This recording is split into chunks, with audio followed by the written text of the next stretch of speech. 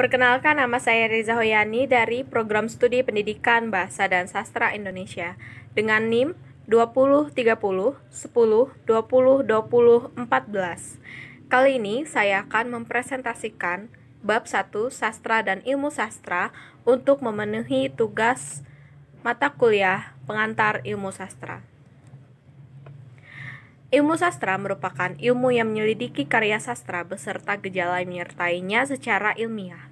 Karya sastra, pengarang, pembaca, lembaga penerbitan, media massa, dan sebagainya juga menjadi objek penelitiannya.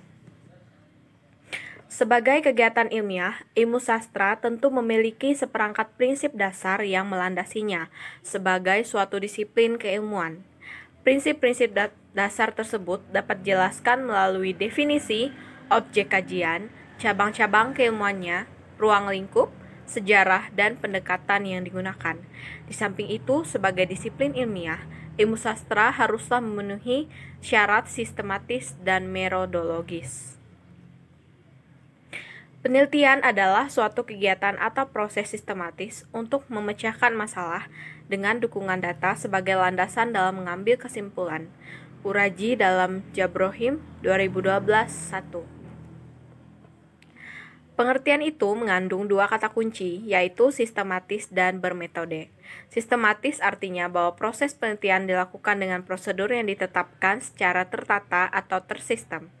Tersistem artinya urutan kegiatan penelitian haruslah menunjukkan adanya hubungan antar kegiatan yang dilakukan.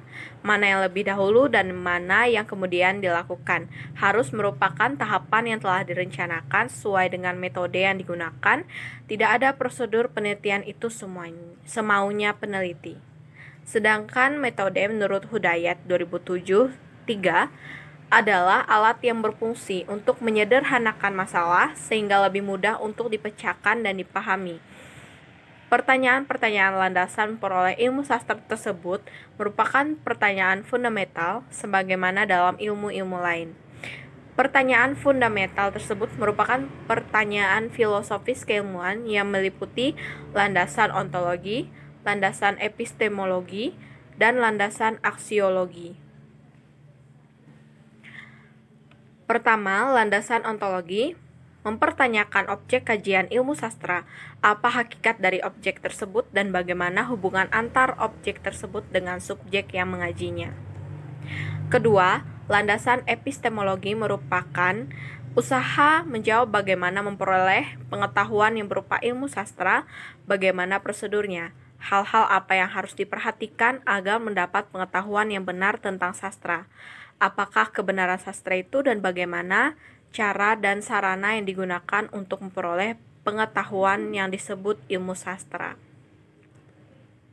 Ketiga, landasan aksiologis mempertanyakan tentang kegunaan atau nilai moral. Sastra itu karya seni, sedangkan ilmu sastra atau bisa disebut dengan istilah studi sastra adalah cabang ilmu pengetahuan yang mempelajari tentang karya sastra. Dari berbagai pengertian di atas, ilmu sastra dapat disimpulkan ke dalam rumusan berikut. 1. Ilmu sastra adalah ilmu yang menyelidiki sastra secara ilmiah. 2. Ilmu sastra adalah ilmu yang menyelidiki karya sastra secara ilmiah. 3. Ilmu sastra adalah segala bentuk cara pendekatan ilmiah terhadap karya sastra dan gejala sastra. 4.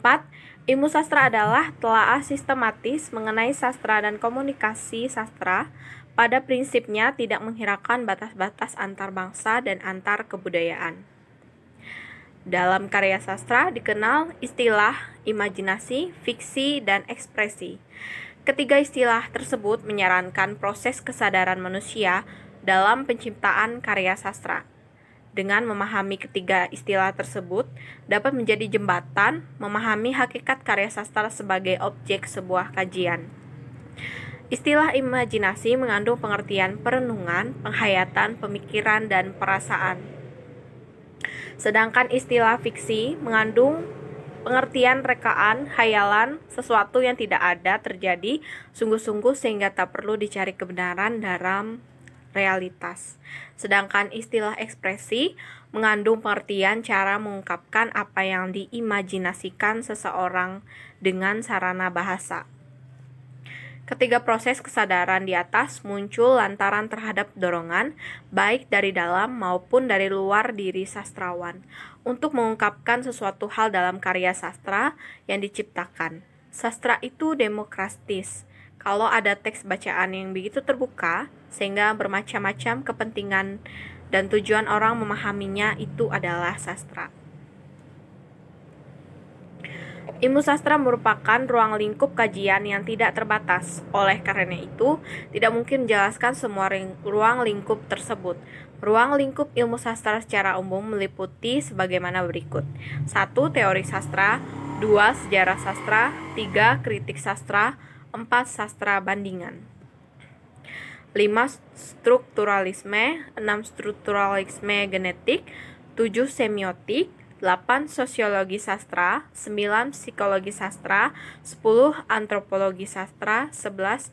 Poststrukturalisme.